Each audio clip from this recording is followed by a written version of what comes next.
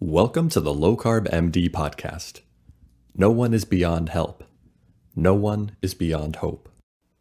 As we have always said, we are bringing you medical information and cutting-edge science, but none of this is medical advice. Please seek out input from your own doctor.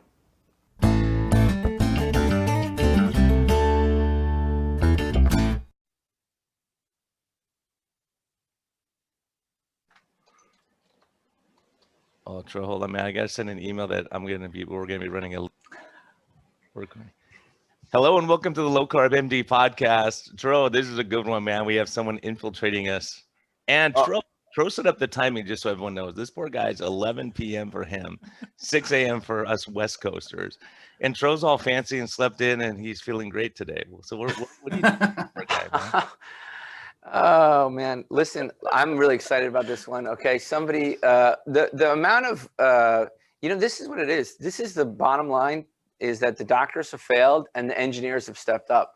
Look at time and time again. Today we have Marty Kendall, who I've been a huge fan. I've been reading his work for several years now. He's got an amazing podcast, Optimizing Nutrition, cohorts of data on satiety, complex topics,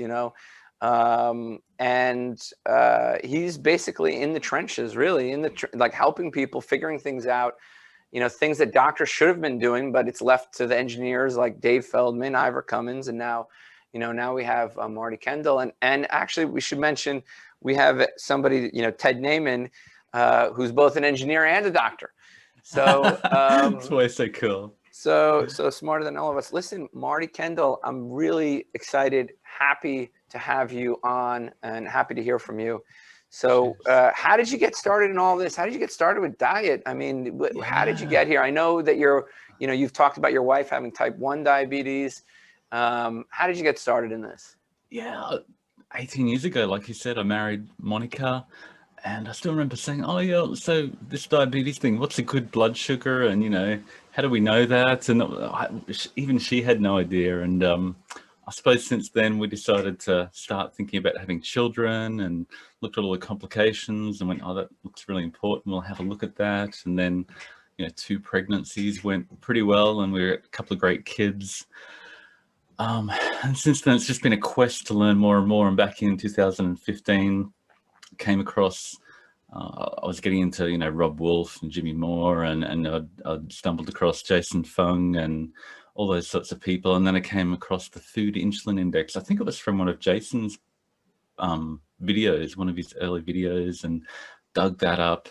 I went, hey, I can download this data. They'd done 38 data points and looked at the food insulin response after 2 hours and downloaded that and thought, hey, I can prove that, low carb, high fat, moderate protein is a really good way to stabilize insulin for type 1 diabetes. And I can quantify that and work out a regression analysis, and shot that off to Jason, and he forwarded it to Ivor, and Ivor shared it with the world. And, since then my blog has blown up, and it's sort of out of control and completely taken over my life. So I suppose as I continue to learn, I write a blog post, I share stuff, I get more questions. People like you come back and say, but what about? And I go, okay, maybe I've got the numbers to answer that question. So I've just continued to try, and I suppose initially figured that, a really low insulin load diet was potentially lower in nutrient density, really high fat, and potentially not perfect for everybody. So I suppose it's the question of, like you guys talk about all the time, how do you optimize nutrition for different people with different goals, from therapeutic ketosis to, Ted with his shredded bodybuilding to, maybe vegans need nutrient density too. So I've tried to smash all those things together and try to optimize nutrition for different people, for different goals. And there is some subtleties, but it's fascinating in those niches to try and optimize nutrition for different people. So yeah, maybe we can talk about some of that today, and how the different goals, that the approach just changes just a little bit for different people, and how to tweak it. Yeah, and I think that's so critical. It's so important, because I'm learning doing this. I'm having a blast because we have the continuous glucose monitor. We're monitoring the scales. We're looking at blood pressure. We're looking at different variables. And sometimes we say, look, it's not working. We have to do something totally different with you. Your body just doesn't like what we're trying to do. and then they have great success. So sometimes it's just that being patient and looking at it's like a puzzle or something. You go, okay, let's change this piece and see what happens, right? Then all of a sudden everything starts falling into place. You get the outline done, and then all the other stuff starts falling into place. And I know Tro's been experiencing the same, and that's why it's funny when people say, okay, you guys just do one thing and that's it. It's like, that's not how it is. We're looking at the patient like we don't get it. We have no vested interest in being carnivore or keto, whatever works for you. Let's figure out, and what do you like, right? That's the big variable, what works for that patient. Yeah, the bottom line is everybody needs nutrients, whatever their dietary religion or dogma is. They need the nutrition. They need enough nutrients from the food they eat. So yeah, on the CGM, a couple of months ago we got dialed in with not just a CGM but the closed loop insulin pancreas system, and that's been a completely mind-blowing experience to just continually try to tweak it and tune it and watch how my wife's body responds to different foods in real time, and what happens when she happens to eat carbohydrate or fat or protein, or fat and protein together. And it's just like, wow. It's a fascinating to have your own full-time guinea pig and just try to solve that problem continually. So Marty, what are you learning looking at that? What are some of the surprising things you've seen doing this? Because I learned a ton from my type 1s initially, because they would say, look, when I eat this certain food, like cereal for sure, that was what oh my gosh, it'll make you nutty what happens to the sugars. But are there anything that surprised you that either caused more of a glycemic response or less than you thought they would? Not really. I suppose yes and no. The trend is that obviously you see fast digesting carbohydrate respond really quickly with glucose and insulin, and then sort of high fat meals respond over a longer period of time. And I suppose that's one thing that blew me away from looking at the type 1 data from the food insulin index data that really only considers that first 2 hours. And I think that's a lot of the time where we go a bit astray with our understanding of insulin. It's because the data that we have is just for that first 2 hours. But what happens over 6 hours, 10 hours, protein digests over a longer period, and then the fat just tends to hang around in the system and stop you drawing down. The insulin doesn't drop, so you don't draw down on your own body fat stores over the fullness of time. And then if she happens to go out and there's nothing but, pasta or something that's fat and carb together, it's like 36 hours of this continued hammering of the insulin to try and get the blood sugars down. And it's just fascinating to watch. And I suppose the other thing that having our own type 1 guinea pig gives you an insight into is that the importance of basal insulin, and whenever she loses weight, the basal insulin requirements drop, and it doesn't, like, I think we also just look at that change in insulin, but it's the basal insulin that's related to how much body fat you're trying to hold back in storage is the really big deal. And that's whether, if you reduce how much you weigh, basically how much energy you're holding in storage, that the insulin drops completely. And for people who are on a normal diet, a normal Western diet, half of their insulin is basal versus bolus. And for people on a low carb diet, it's up to like 80 or 90% is that basal insulin. So the real way to reduce insulin is to basically reduce your body fat levels. So that's where the money is for me, is how do you prioritize satiety that Tro talks about all the time, to control your appetite without having to eat, to be compelled to eat all the time, so you naturally are able to lose body fat and reduce your insulin over time. Yeah, I wanna talk about satiety a little bit, because you've done a lot of your favorite topic. Yeah, no, it is, because a lot of the work that you've done is focused on that, specifically looking at macronutrients and where the where at what point is more fat or less fat going to have a beneficial impact on satiety, or at what point will and one of the interesting things I found was a recent meta-analysis I want to share with you. They took all the low carb and all the low fat studies, all of them, and they just grouped them together, right? All the low fat and the low carb, they just grouped them together, and they looked at the endpoint of fat loss, and they mapped out the macronutrients. And I was like, okay, wait a second. If you keep the carbs low, right, and you add fat, okay, meaning like the fat percentage goes up, Yep. people are going to gain weight. Like, you know, PE diet, Marty Kendall, they're all talking about it. And then I'm looking at this, and when you looked at this meta-analysis, and I have it on my website, but I'll share with you. Yeah. It said that if as the fat goes up, okay, the weight went down. Yep. You know, and I'm like, hold on, wait a second. You know, that's not the PE diet. That, you know, that's not exactly, you know, you had this great article on CGMs. Fat's not a free macro. Yeah. Then, and I believe that too. Initially, you start high fat, then you taper down. Usually, you know, I believe that. I truly believe that. But then there's like, okay, so tell me what I should think about fat. You know, where is the nuance, and maybe where's how you disagree? Then, you know, where's the disagreement? You know, because I think let's focus on that disagreement, because you're smart. I respect you. Let's focus on that, because I want to hear I want to be challenged. You know. Yeah. I think I agree with your approach that, you know, initially when you say, hey, you don't need to fear fat, you can have fat, and maybe if you have protein and fat, it's better than carbohydrate. If like the satiety stuff is really interesting, because I think, you know, first and foremost, the most satiating food that they tested back in 1997 in University of Sydney was the cooked and cooled potato that had resistant starch, and nobody could overeat that. So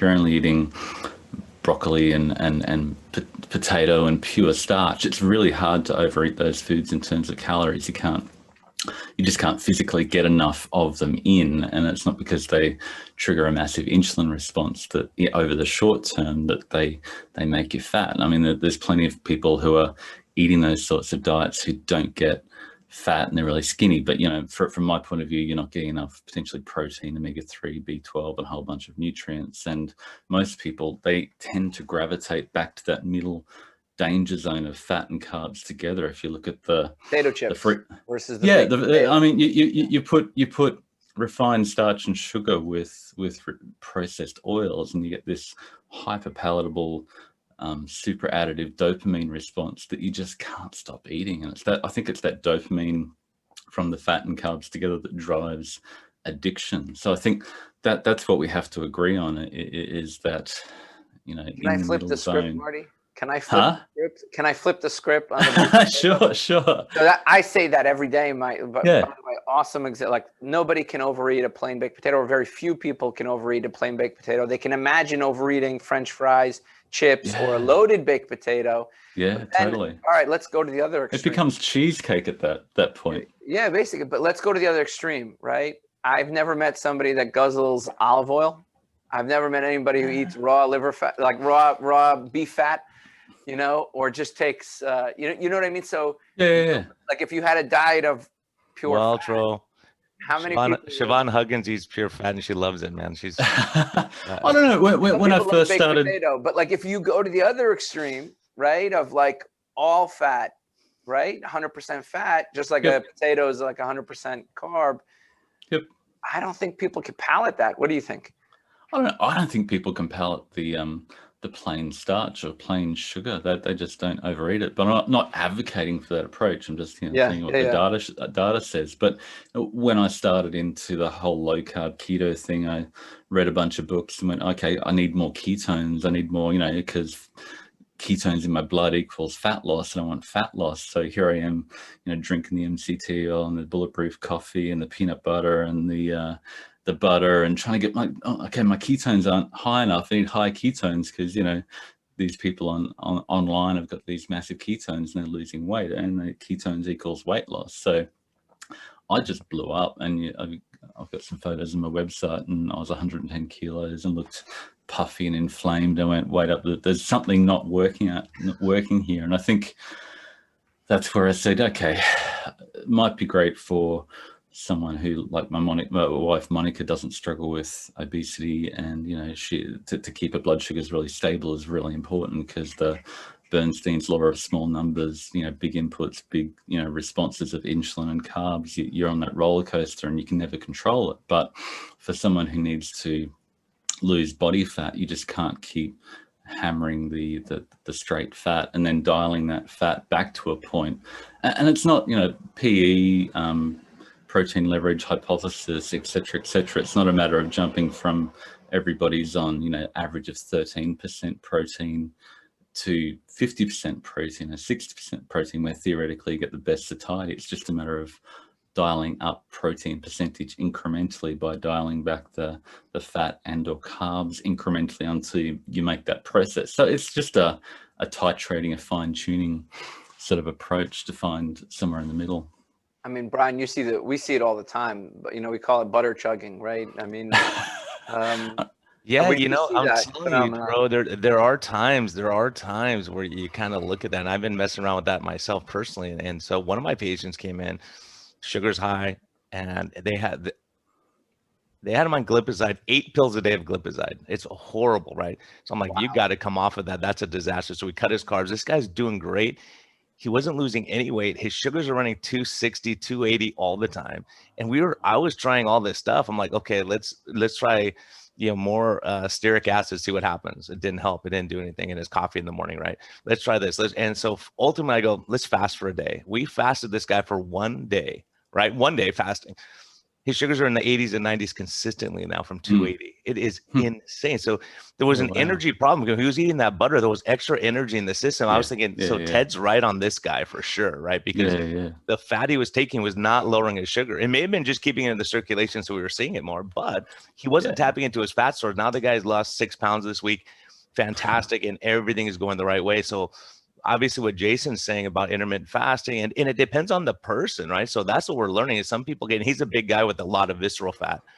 So, you know, there's things like that we start seeing, and you have your own wife as a guiney pig. How great. We have to help with patients and you get to use your wife as a guinea pig. How great is that? And he even says it publicly. Bro, cool. I would say, but no, but that's really cool. I'm just here for the data. Yeah.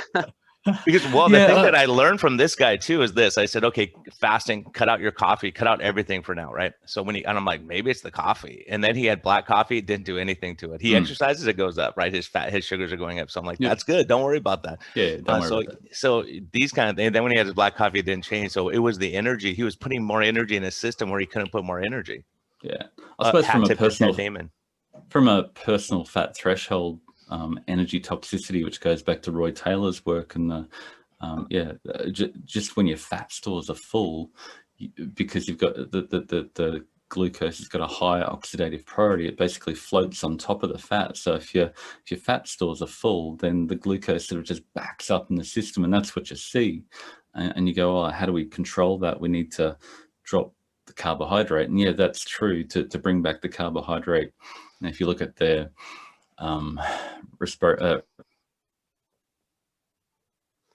burning glucose full time, because it's just, you know, although they're really obese and have so much fat on their body, they can't burn off all the glucose because they're just full of body fat. So you need to find that balance to dial back the dietary fat to allow the body fat to be used up. And once your fat stores are a sink, and once that's or a sponge, and once that sponge works properly again, you know, the glucose comes back down. So it's a matter of managing both the glucose and the carbohydrate. So just, you know, that's where the CGMs for everybody. And I see people at low carb conferences saying, oh, look, I've got this CGM, I'm just, you know, drinking the butter so my insulin doesn't rise, and they still look inflamed and puffy and really terrible, because they're continuing to fill their fat stores, thinking that because their insulin and glucose isn't rising much in the short term, that they're doing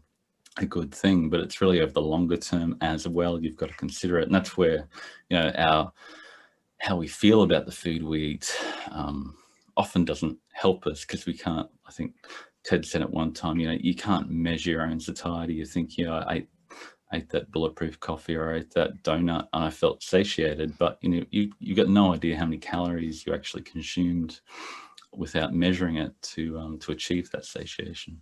So it's about what foods will maximize satiety for your goal.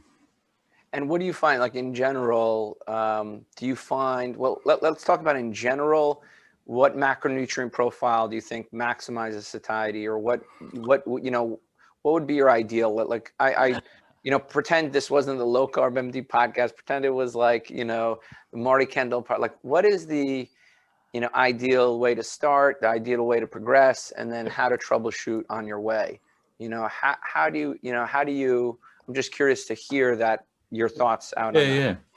I mean, from an out and out satiety point of view, 50, 60% protein gives you maximum satiety per calorie, but just because you're consuming so few calories at that point, you're still hungry. You just go, all I can eat is this tuna and broccoli and chicken breast, but I'm still hungry because I can't get enough calories in. So you have to find that balance, and really it's much better to start from where you are now and go, okay, what am I currently eating? With our masterclass, we train people to, track what they're currently eating and go, well, are you getting enough protein? Let's make sure you're getting enough protein for your goals. And a lot of people aren't.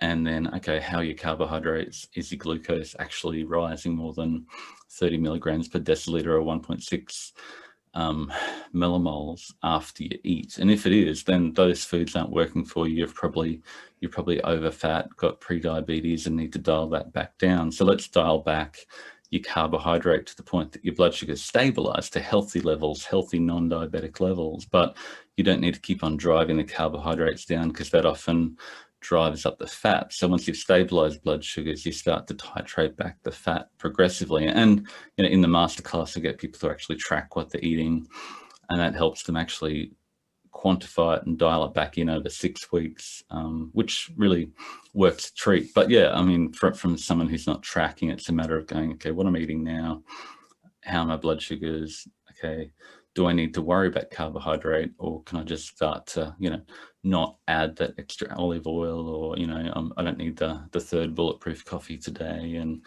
just slowly dial that back down enough to see the progress you want to see. Yeah, Tro, I'm going to upset Tro here because I agree. And I think Tro's going to get upset because I'm going to say, look, for the first time since I've been doing this, right, since July, looking at CGM data and all this stuff, I have my first patient who I can't get to lose weight. It's brutal. Her husband's lost 39 pounds. And so yesterday we were having a nice conversation. He goes, Doc, she's eating too much food, because I wasn't counting her calories, because I'm like, she's mostly carnivore. There's no way. And he goes, the amount of meat she eats is crazy, right? I mean, but she works out like crazy, and she's doing she's fanatical about her weight, and she's killing herself trying to do this. And she's doing all that. Her sugars do not spike. She's running 80 to 90, 70s to 80s, 90s consistently. She's not cheating. She's not getting big sugar spikes.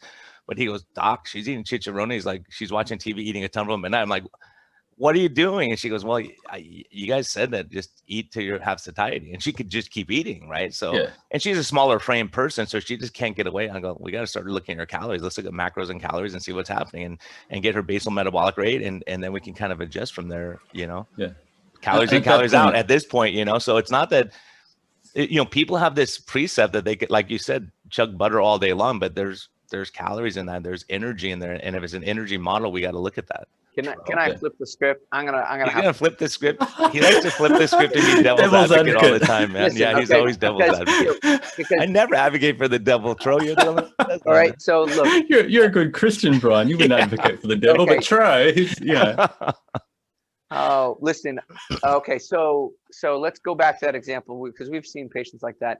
Now, is it the calories per se that's going to help her, or is it the hyperpalatable, pork rinds that she's eating, basically salty, high mixed, pretty high fat food that she's snacking on right afterwards? And the question is why is she eating that, watching TV, right? That would be the question I would ask, right? So like, if you focus on satiety, it's like, okay, or maybe focus on why are you eating, right?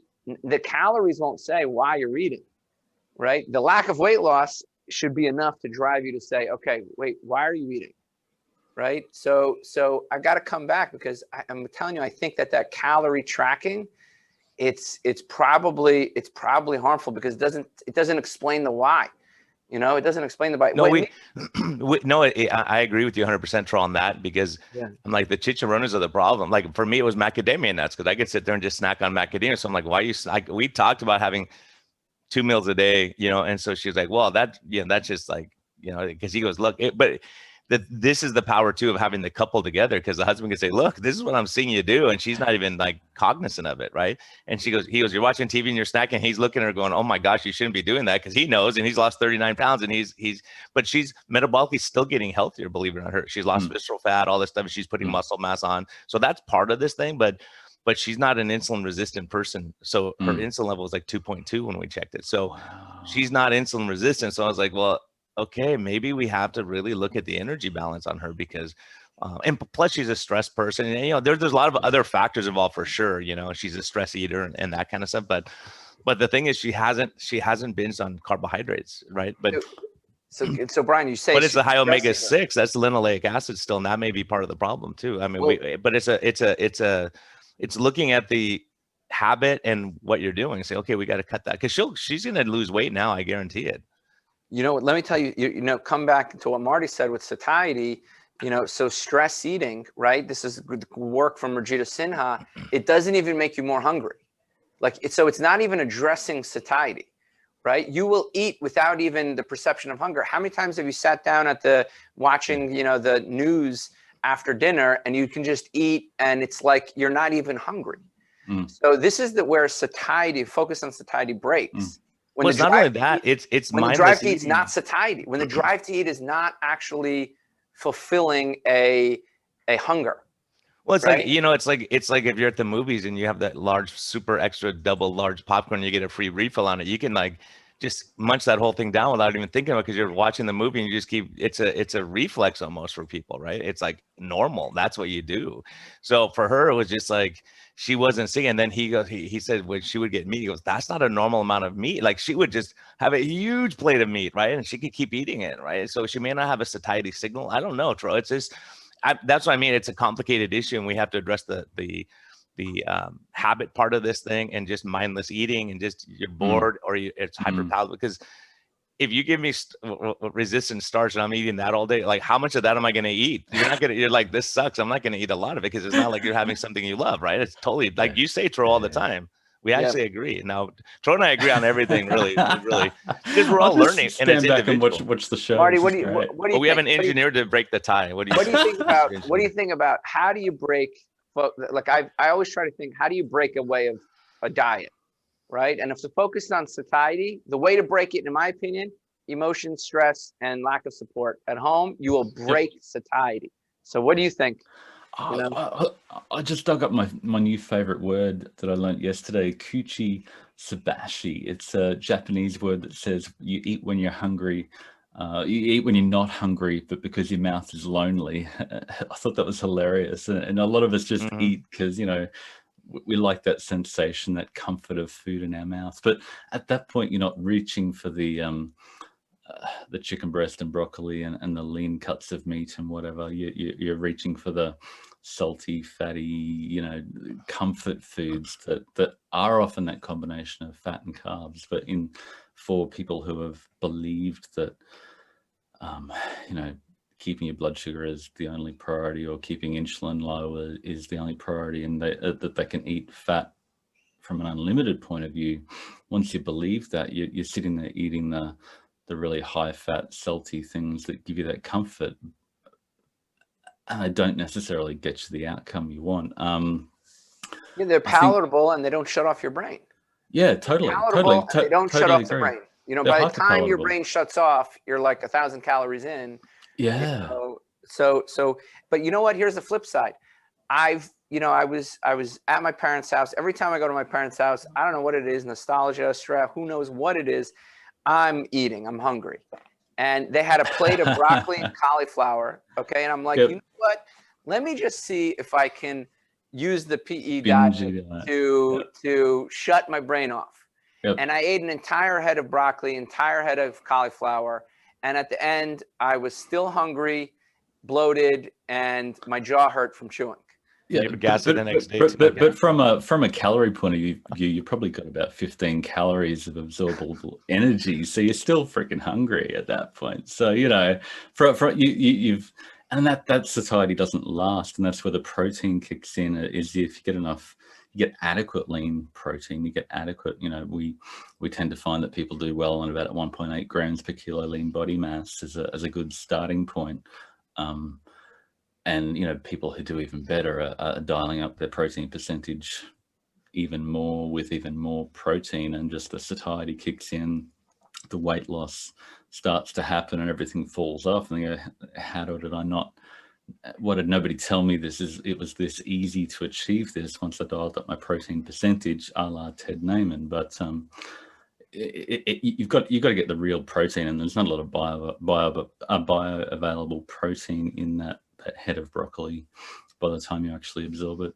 Oh, I had already eaten like, I had already eaten like a pound of meat, so I had like, so it was truly, I don't know, stress eating or whatever. It was like mindless eating, whatever you want to call it. No, it's this Pavlov thing, right? You go to, like when I get home, I'm hungry all of a sudden. I could be in my office, I work till 10 at night, totally. I'm not hungry. I get home and I'm starving. It's like as soon as I walk in the door, there's something about that, right? It's a Pavlovian thing, I think, right? It's a habit. Like mom always made good food, and you go, like what's in the fridge? Like someone just posted about that. They went to mom's fridge like 4 times, opening. There's nothing they want to eat. They close and they go back and they look again, like something's gonna magically appear, right? Yeah. Well, my point about it was, the reason why I brought up my own example was to say that, look, the low nutrient density won't solve that problem. So it solves the fat loss problem, maybe in the short run, in that one instance. It does not actually solve the problem. So you have to solve. So that's why I don't like focusing on the calories, because you can eat low nutrient density. Like I ate a head of broccoli and a head of cauliflower. And all it did was give me bloating, GI, because you're not used to eating those foods. Literally, I kid you not, and like a sore jaw from chewing, but it didn't address my underlying issue. Now I happen to go into it just thinking about what's driving me. So that's why I think, like, if you focus on calories, you may find yourself eating lower nutrient density without solving the problem. But if you just ate a pound of meat, Tro, hunger wasn't the issue at all, man. You just had a pound of meat before. Correct. That. Yep. Now I'm not saying like high fat or meat based or carnivore or high protein would solve it either. But certainly low nutrient density low energy density wouldn't solve the problem either. And I think, like Ted said, I listened to the TED podcast this morning, and it's just like, energy density. I initially looked at that, sort of plays a role, but most people aren't eating low enough energy density food to actually make a difference. And the fiber as well is not a big positive factor in satiety. It's that protein percentage. But from your perspective, you're at home, there's potentially the comfort eating, the associational eating, the whatever mum's food made you happy when you're growing up. And I know my son just loves mum's food, and we go, stop eating so much. He just, he's a growing 14-year-old teenager that's taller than me. He's a freak show, and he's off to rugby tomorrow, and he just consumes everything we can buy. But he's through me ranting on about it, he's discovered that dialing up protein percentage just makes him look shredded. So he's loving that effect at the same time. So it's interesting to see with the family. But I suppose on the calories, it's not necessarily, calories count, but we're really bad at counting them. We're just tragically terrible at being able to count calories. But it's more useful to say, from a macro point of view, let's look at and make sure you're getting enough protein and enough but not too much carbohydrate for your need in it, and enough fat for satiety, so you're not starving, hungry all the time and wanting a whole lot of food. So you just need to balance macros, and once you get the macros dialed in, a lot of other things fall into place. So thinking in terms of protein, fat and carbs to get enough but not too much is much more useful than trying to think in terms of calories, because we really suck at tracking them. Yeah, I'm gonna double down here because be the devil's advocate. I think the calories are almost harmful. It's like just not how many calories. Why are you eating? Yeah. Right. That question is so like powerful and important. Why are you eating? Well, because like I said, this example. I'm going all intro. Yeah, go ahead. Let's hear it. I'm gonna say, it's like in this lady's case, the problem is, like, she's in her mind, she's thinking, okay, all these guys are saying I could. What I'm saying is, it's detrimental to say you could eat all the protein you want. She's eating a lot of protein, a ton of protein, like way more protein than she needs. Yep. What happens to the extra energy?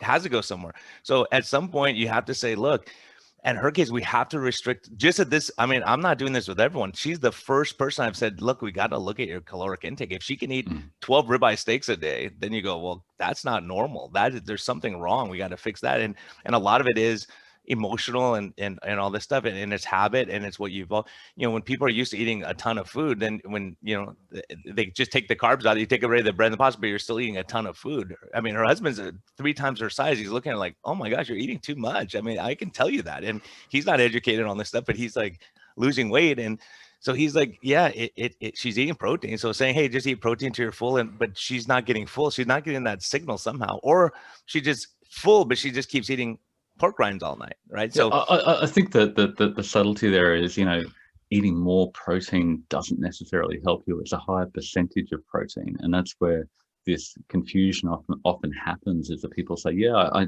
eat more protein, but it tends to come with more fat. So you have to change your focus on what. Oh, Marty, we just lost you for a second. We just lost your audio for a second again. Am I back? Yeah, you're back. You're good. Yeah, go for it. Yeah, so rather than eating more protein, you need to think of eating a higher percentage of protein, which is, maybe rather than the fatty sausages or whatever, she needs to cut back on those and go for the, more of the leaner cuts of meat, but just progressively, maybe less of the chickaronis or whatever you called them, and more of the leaner cuts of steak or whatever, and just transition between that. I don't think people deal with radical changes. They don't stick with radical changes. And and then saying, hey, look, let's just not eat 3 hours before you go to sleep and see what happens. That will take care of the pork rinds problem, right? And if she's prioritizing, like, maybe her first meal of the day, whenever that is, if you call it breakfast or lunch, that solid amount of leaner protein, she's probably not going to be reaching for the comfort foods later in the day. And that moving the first meal of the day earlier in the day and focusing on getting enough protein is really, really important. Because lots of reasons from a circadian biology point of view that it's much better to front load the protein and then top up on your fat and carbs or whatever you want at the end of the day. Yes. So I'm gonna come back. So protein, right? High protein. I've thought about a lot of the way my brain thinks is, how do I fail at any diet? Right. I like to think this because I want to anticipate, just like Brian, when I give a drug, right? For I want to know, what are the side effects, right? Or how is it, so I want to think of diet like, how is somebody going to fail at this way of eating? Yep. And if you turn to the bodybuilders, they gain weight on high protein. Yep. And how do they do it? They make it palatable enough. Okay. Yep. Protein shakes, they're using sweeteners, they're using, or they take grilled chicken, They put the right sauce, they put the right spices, they put the right, they add just enough fat or just enough sugar or just enough carbs to continue to gain weight, or in their case, they're focusing on body composition. So there's a way to eat more in any paradigm. And I think protein can even be broken down, and increasing meal frequency. If I want it to be, totally. Like, I would just eat more often, right? I would eat more often, high protein, because the satiating effects of protein only probably last 2-3 hours, the nausea or whatever you get from it. Yeah. So a lot of times I think, how do I break this way? So, well, actually, I don't have to think about it. I've done it my whole life. So, but so what do you think about breaking? How do you break Marty's diet? How do you? You're an engineer. Right? We got to look at I like it. We have to say root cause at least one time. If we have an engineer, we have to say root cause. That's right. Yeah. The root cause. Yeah. I suppose the root fundamental factor of satiety is dietary induced thermogenesis. If you break it right back down,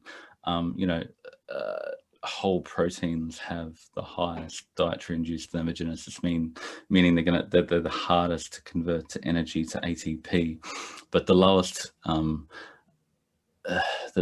dietary induced thermogenesis protein is that processed, shake, the powders, all the processed foods, the bars, the what was the bar you're addicted to that you're talking about? The Quest bar that was, Oh you yeah. know, I told just, you Tro know, 2 years ago about that. I said, Tro, not a good idea. Go back it's and high listen to it. protein, but oh my God, I could eat 15 of them. But then Yeah. I'm on the, you know, my wife is going, whoa, what's that smell? It's horrific, Right, because right, there's all right. these, you know, fillers and things that make you so incredibly gassy. But, you know, yeah, those, they're really hyperpalatable and easy to overeat. But if you get the whole food protein, you know, the whole food nutrients, they're much harder to overeat. And if you focus on protein percentage, you know, if you look at the bodybuilders, they're getting adequate protein, but if they're bulking, they're adding the fat and the carbs together to get the energy to grow. They can't. If you look at the protein overfeeding studies, they struggle to grow on just unlimited lean protein, the high protein percentage. It's nearly impossible to overeat those foods, even from protein powders in those studies. But yeah, what I like to, you know, once you start to, we all think of subtraction in terms of nutrition, but if you turn it around to look at, okay, let's give our body what it needs first and fundamentally. And what does it need? It needs nutrients. Your diet doesn't need a name or a religion or a belief system. It just needs, your body needs nutrients. So you need to start out by giving it what it needs, and that's primarily, first and foremost, the adequate amino acids, which are critical to maintain your lean muscle mass. And because once that starts to fade away, your body sends out the starvation signal and says, give me more protein. I'm going to go hunt, I'm going to go gather, I'm going to find food until I can get enough. And then it's all the minerals and vitamins and essential fatty acids. And we've seen in our analysis, we get, you know, satiety response, not just to protein, but all those other nutrients similarly. So once we focus on foods that contain more of those nutrients per unit of energy, however you measure that, you get much better satiety. And by proactively giving your body that, your appetite switches off. Yeah, and I think, you know, I think there's always exceptions to the rule, right? And that's what I love is people go, what's working for you? I worked out with Ben Bikiku, who got inducted into the Fitness Hall of Fame 2 weeks ago now.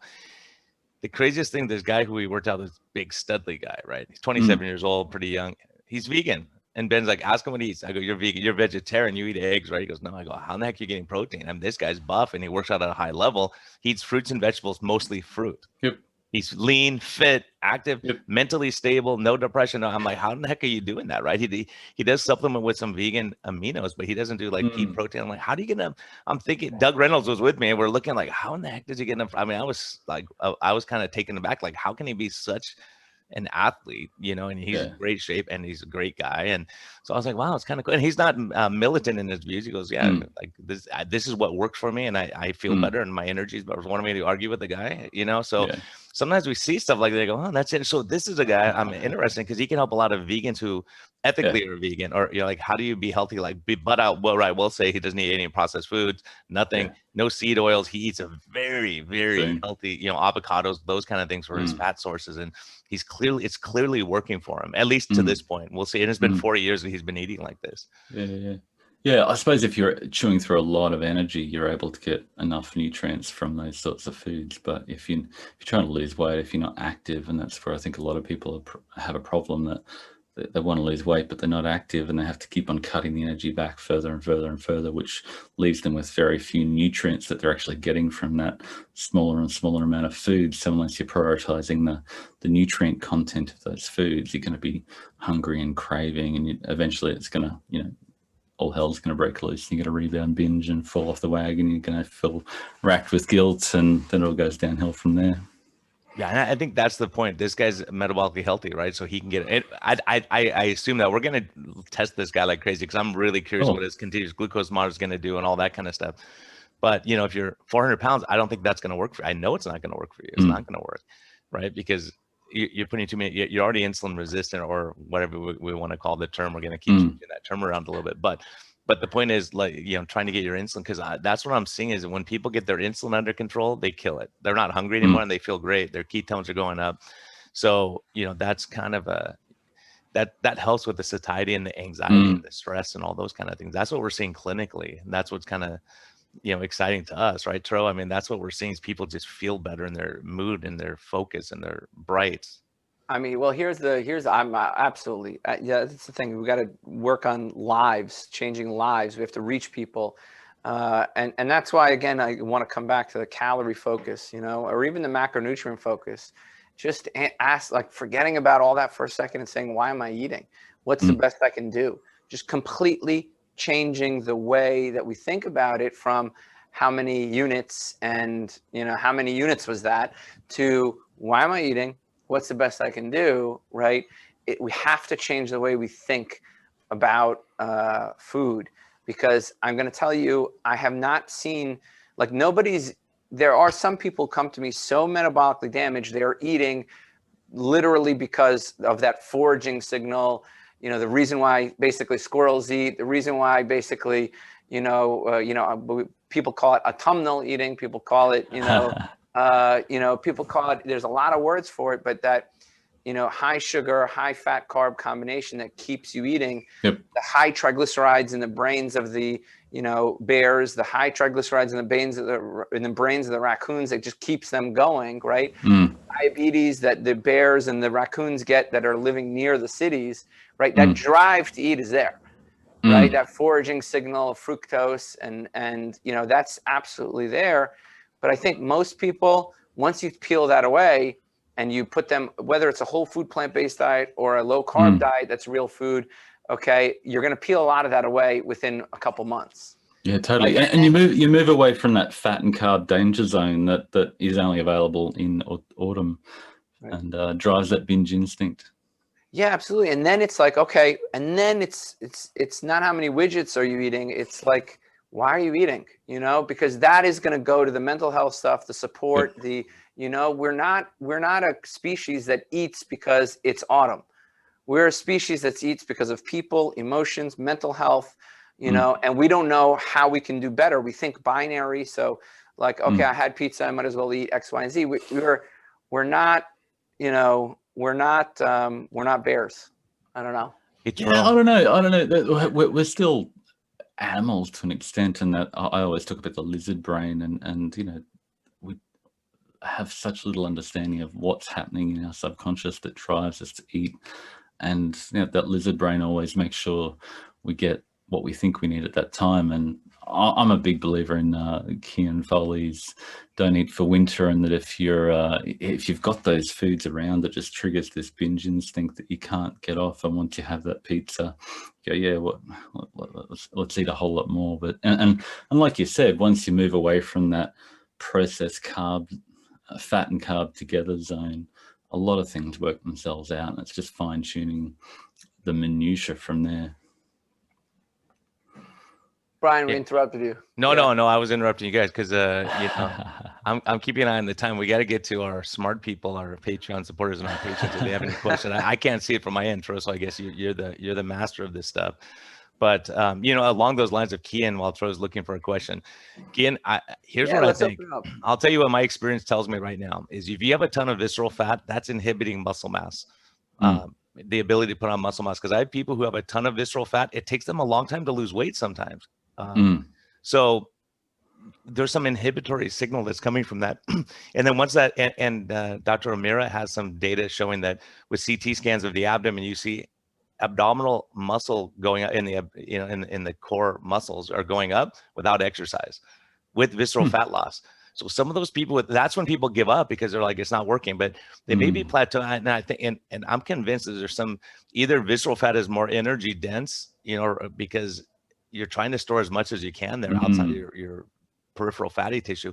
But I think once they switch over to the peripheral fat, what I'm seeing is their visceral fat will drop to a certain point, and it's different for different people. And then they go to peripheral fat and they lose like 3-5 pounds a week. And then they don't lose weight for a while. They're plateau because they switch back over to get rid of visceral fat, because that's the most dangerous fat, right? Yeah. So it's interesting in how, and it makes sense from, if you're looking at a bear, if I'm a bear, I'm going to hibernate for 6 months. What do I want to do? I want to be as much fat as I can to live on. And I want to get rid of my muscle mass so it's not burning extra calories all the time, because then I can hibernate longer, right? And so that's what I think is that we're all like not eating for winter is a really important thing. No, I'm with you, but it's like once you get these concepts, right? Once everybody gets it, because we've just seen it and we're tracking these scales for years now, once you get these concepts, you understand it. Why are you eating? That's the question you're left with, right? Why am I eating? And once you're metabolically healthy and once the triglycerides are low and once you pair apart that carb fat combination, right? Why are you eating? That is the most important question. And what's the best you can do about it? Why am I eating? What's the best I can do about it? Okay, hey, so hey, Patreon supporters, thank you for joining us. Thanks for listening this early. Us West Coast people got worked by Tro again. But just so you guys know, I do this every week with Tro. We get to spend my 6 o'clock hour. And poor Marty had to leave the club to come be with us. He's got to go back Leave my bed. He's got to put his headband back on and get back out there. So yeah, I didn't want to keep him too late. Let him sleep a little bit, man. So let's bring it up. We're gonna. Tro's putting his hat forward now, so this is gonna be serious now. Pennant. Okay, so actually, this is a good one. This is a good one. These are great. Let's see if we can bring it up. Does this bring it up? I don't know. I can see Q&A too on the bottom. Let me see. Here you go, Tro. All right. The first question is, I'm going to try to see if we can bring it up. What is your biggest frustration with the medical community? This is from Anonymous, so we don't know who it is. Probably not a doctor. Maybe they are. No, this is important. Yeah, I suppose from watching Monty with type 1 diabetes, I just got frustrated with the lack of good nutritional advice for people to help them stabilize their blood sugars. And, why hasn't anybody thought in terms of getting the nutrients they need from the food they eat? So I'm just on a mission to get that information out there to make it accessible for all the people who desperately need it, because there's so much conflict of interest and bad advice out there that's all mixed up between the food manufacturers and the people who own the drug manufacturers, and they're often the same people pushing a diet that compounds the problem that maximizes the sale of medications. So it just sounds like a big conspiracy theory, but let's get the good information out there so people who can stabilize the blood sugars and insulin and reverse insulin resistance, so that they need less insulin and medication and don't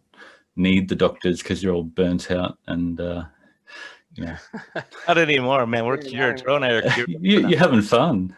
Yeah, we're having fun, man. I have a blast every day. And so the next question was, as an engineer, how do you think your approach to low carb is different than a doctor's would be? I don't know. I think a lot of the even low carb doctors they want to focus on insulin as the primary problem, but I'm with Ted on the energy toxicity, and you need to as much as Tro we talked about,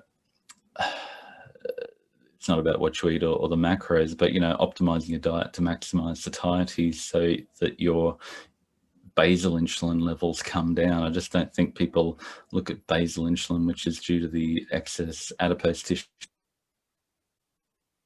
Well, Marty, just cut out, you need to target just for a second, but yeah, I don't know what's doing that. Sorry, guys. No, it's okay. No, we got you I think I'm back. So you're looking at that it's the overstuffed adipose tissue that's causing the problem. Yeah, and that's the fundamental issue that's driving insulin resistance and insulin levels across the day. So we need to look at the total insulin across the day, not just the little bit that it spikes after meals, because that's only a small factor. And I think we need to consider what will maximize satiety to minimize how much body fat you're carrying. And I think along those lines, you look at stress levels and stress hormones and all that kind of stuff too. That's all really important. Getting enough sleep and not being mad at your neighbor and not letting Tro upset you. Oh, this has been fun. Oh my God! All right, so we got a question here from Bob Collins. Okay. All right, so let's see if we can take this live. All right, hi everyone. Thanks for doing this. Your questions as to how to approach your primary care physician who refuses to accept. Okay, this is probably more for you and me, Brian.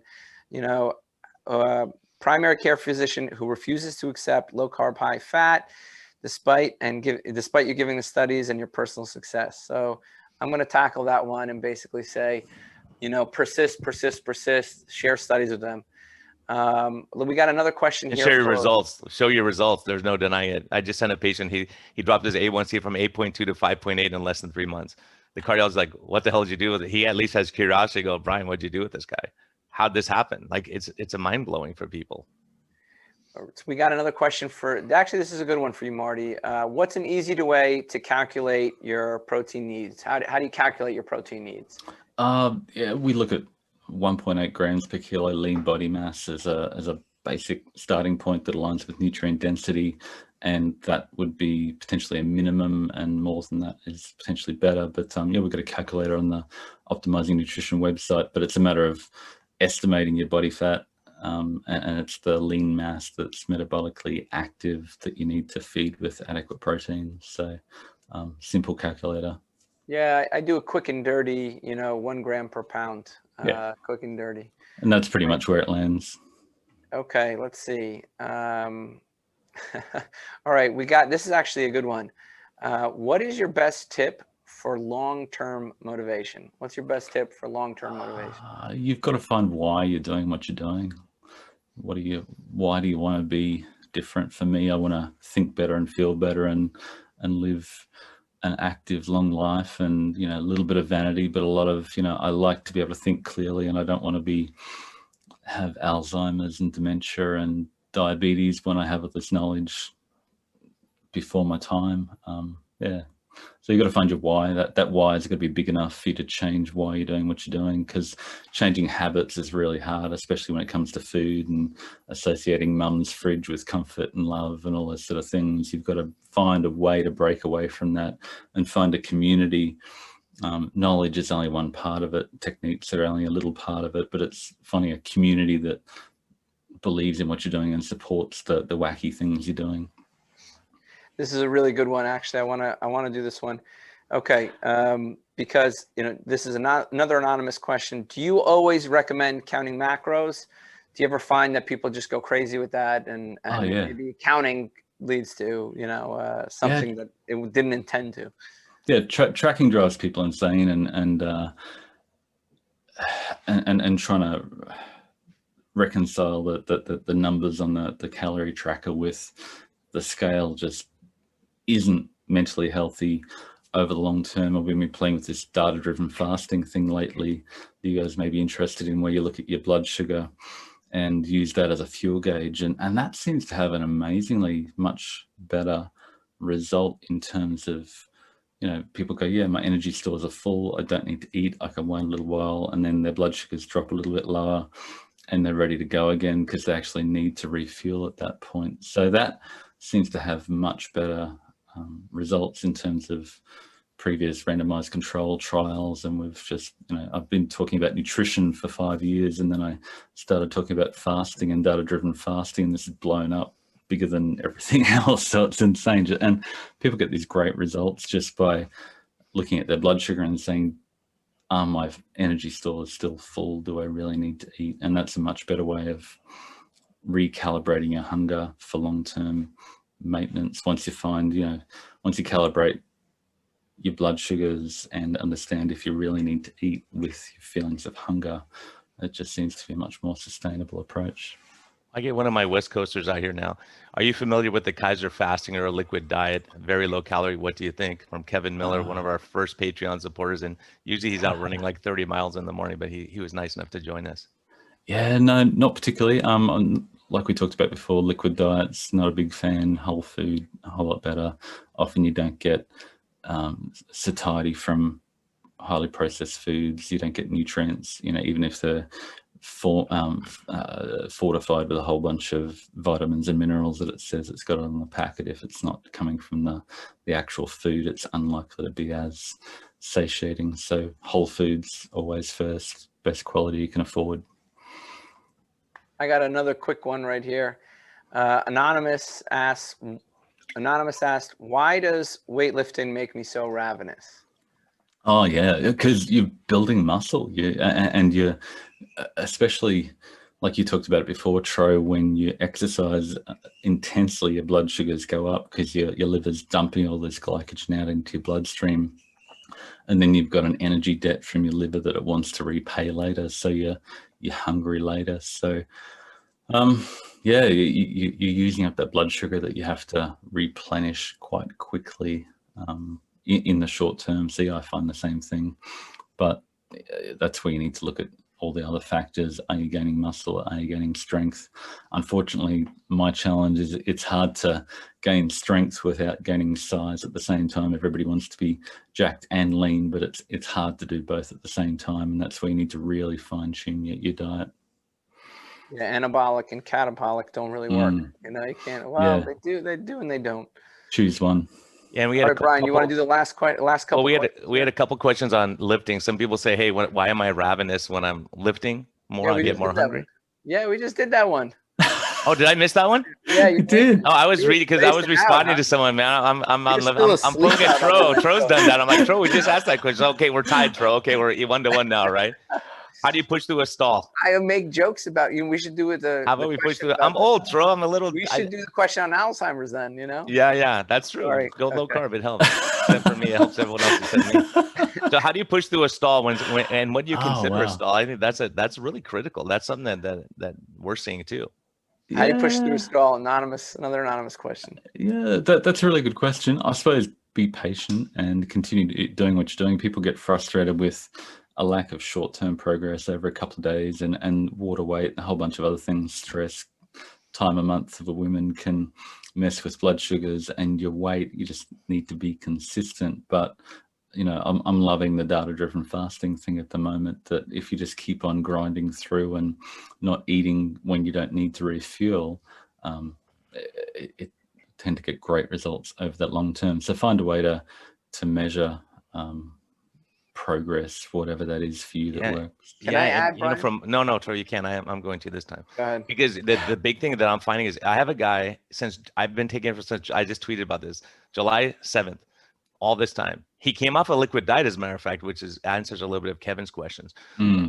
This guy has lost 2 pounds. He's lost 44 pounds before he came to me. He's lost 2 pounds under my care, under my excellent care, right? He loses 2 pounds. I'm like, crap.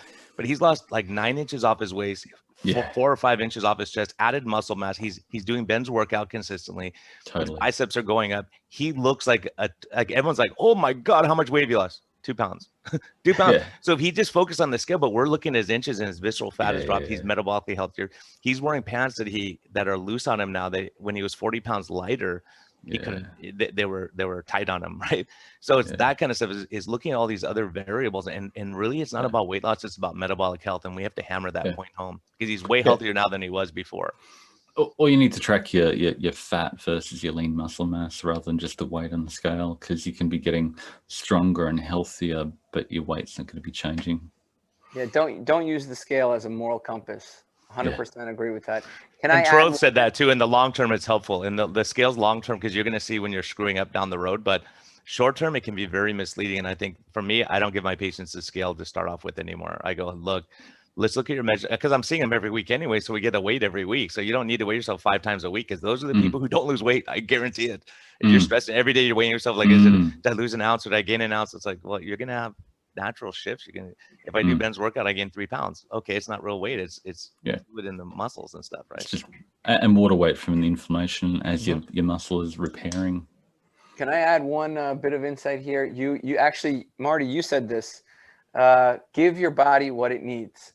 You know, I think one of the things that people who are having a weight loss stall, suffered from obesity from a long time, they like to think, what can I want to do less, I want to do more, I want to push harder, I want to fight my body. Like, it's like this thing where you're fighting against your body.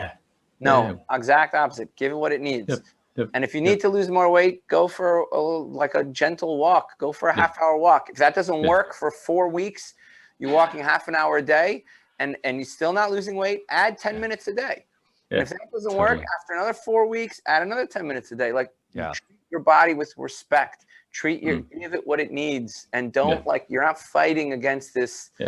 You know, don't get into that. But so anyway, I wanted to just add that in there. Yeah, don't think in terms of deprivation and subtracting, but what does your body actually need? And if you feed it that, it'll settle down and give you what you want. Okay. With so many good questions. Gosh, lots of great questions. We're gonna do. I wish I didn't have another podcast right after this, but I'm glad I do, because it's really cool. Anyways, because I want to do 12 hours of Marty. I should have done all my other podcast stuff, but Brooks Let's let asking him the get best this sleep. CGM. Marty's, it's like midnight for Marty, so let's I get know. No, Yeah, we'll let him I'm good. sleep a Whatever you little guys want to do. But I've got the- you know, someone's asking about the CGM. I use Freestyle Libre just because it's cheap and people can do it on a budget, you know, because some of the other ones are really expensive. But that's what I generally use in my practice. And then, or just a simple, I've got used the Contour Next blood sugar. Just often people get confused with all the CGM data, and just tracking a single blood sugar can be a whole lot easier to get your head around the data. yeah, exactly. Yeah, and that's good too. And so you can do finger sticks. That's fine, and just kind of following and seeing how you respond. You know, but for what you're doing, I like it because you can long term see what happens for that day and see the effects down the road, right? With the continuous glucose monitor, while poking yourself all the time. How about through what your feelings on artificial sweeteners with people trying to lose weight? Yeah. Don't blame the stevia for what the fat bomb did. All right. Okay. All right. You know, but here's the other thing, right? So I actually 100% agree. Don't blame the sweetener for what the added fat did. I agree with that 100%. But, you know, even with like something very high protein, like putting stevia in Greek yogurt, let's say non-fat Greek yogurt, you're going to eat more. Totally. You know, I view them as like chemical, you know, intake efficiency chemicals. You know, like if you want to eat more, use sweetener. Yeah. You know. Yeah. Totally agree. You know, but that's my. But then the flip side is, okay, if you were gonna do something with sugar, and you were gonna like eat an actual cookie, probably the sweetener is better. You know. So I don't know. I mean, that can help wean people off the hyperpalatable food, but if you can, just go to whole food. I mean, I use it, but not often. Brian, what about you? I stay away from it as much as I can. Because I think it does. I think there's an effect. I see people who they want to have their brownies and cookies and it becomes a habit and you eat way more. I think you're going to eat more calories because it's like you say, Tro, hyperpalatable if it is. But if you say, hey, but I see the benefit, and I'll give a plug to Tro's wife, you know, like really it's with Rosette. So like we made pizza the other time, we had friends over and it wasn't, you know, it was great. They didn't even know it was like a lower carb version. So, you know, there's times where if you're going to a party and you say, hey, everyone's gonna be eating pumpkin pie, especially now with the holidays coming up, I'll make my own keto muffins and have it, right? And then you don't feel like you're, you know, no one's saying you're not eating, and you know, so there's different approaches. I have some people just go, look, I just go and I bring my own steak and I eat that. Yeah. How often do you eat sweeteners, Brian? I'm just curious. How often would you say in a month, you know, or 2 months? Like how often do you? Oh, you're gonna maybe do a food diary? Like what's that called? No, I'm just curious how often you. It's pretty rare actually. Like I mean, I used to make stuff when I first started low carb, but now my daughter's keto, and so she'll go, hey, try these muffins I made. So it might be, you know, maybe once a week or once every other week, I'll have something like that. But yeah, that's about the same for me. Maybe like once a month or twice a month, I'll do something with sweetener in it. But otherwise, I like to avoid it. I agree. But I just Googled last night because I'm like, my wife bought a bunch of pumpkin stuff, you know, and I'm like, okay, maybe I'll make some pumpkin muffins for the family and, you know, put them in the freezer, and they want something sweet, they do that, right? Whatever. So yeah, I'm not anti. I think it's just saying, but some people, they'll 5 times a day be eating it. It's like that's counterproductive. You know, it's the same thing as having your pork rinds and eating them all day. It's counterproductive in what you're trying to accomplish. Yeah. I think this was awesome. Yeah. This was awesome, Marty. Thank you so much. Fun, guys. Optimizing Nutrition. Can you say where people can reach you, how people can find you, your website, Twitter, social media, whatever it is that you want, how you'd want to direct them? Yeah, pretty much Optimizing Nutrition, Twitter, Facebook, Pinterest. We've got a Optimizing Nutrition Facebook group, but if you're interested in fasting, I think a lot of people are.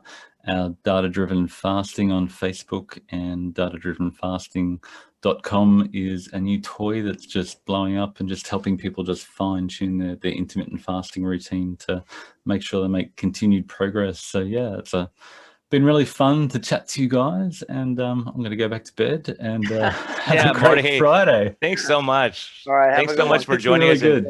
And everyone, this is historic. This is our first live. Hopefully everyone loved it. We had some great questions. It helps Tro and I so people don't get mad at us and go, why didn't you ask that question? You had the expert there.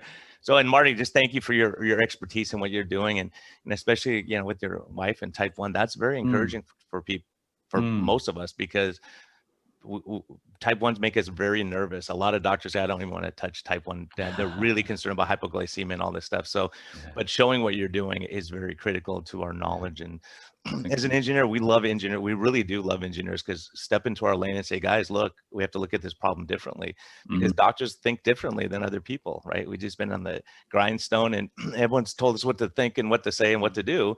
And so all of us thought you had to eat 6 times a day, and if you fast, you're going to die, and all this kind of stuff, until people like Jason Fung comes along, and all these different people that we can pull information from and apply it clinically and see what happens. So we all play a valuable role. So we appreciate you stepping over into our lane and helping us out, because it's very valuable, and I think you're helping a lot of people.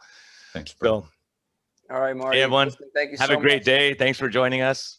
I have a very cute co-host, my wife, on my next podcast. Tro, you're going to be jealous. Awesome. So I am going to be. really looking forward to it. But hey, thanks so much. And hey, everyone, thanks for waking up early on the West Coast. We're going to try to do it a little bit later next time, so I can get some beauty rest too, and I just can't multitask, so I'm trying to read questions. I can't listen, and I'm the worst at this stuff. But anyways, hey, everyone, thank you.